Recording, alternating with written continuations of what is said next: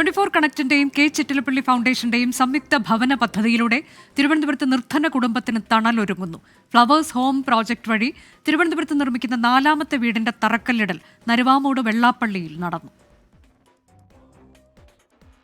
തിരുവനന്തപുരം നരുവാമൂട് വെള്ളാപ്പള്ളി സ്വദേശികളായ ബാബു ഉഷ ദമ്പതികൾക്കാണ് തലചായ്ക്കാൻ സുരക്ഷിത ഇടം ഒരുങ്ങുന്നത്. കെ ചിറ്റിലപ്പള്ളി ഫൗണ്ടേഷൻ 24 കണക്റ്റുമായി ചേർന്ന് ആദ്യഘട്ടത്തിൽ 100 ഭവനങ്ങൾ ഒരുക്കുന്നതാണ് പദ്ധതി. ഫ്ലവേഴ്സ് ഹോം പ്രൊജക്ട് വഴി തിരുവനന്തപുരത്ത് നിർമ്മിക്കുന്ന 4ാമത്തെ ഭവനമാണിത്. കുടുംബാംഗങ്ങളുടെ സാന്നിധ്യത്തിൽ പുതിയ വീടിന് തറക്കല്ലിട്ടു.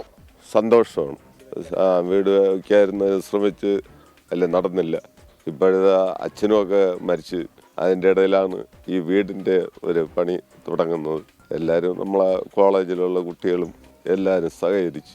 വേഗത്തിൽ പണി പൂർത്തിയാക്കി താമസം തുടങ്ങാൻ കഴിയുമെന്ന പ്രതീക്ഷയിലാണ് കുടുംബം.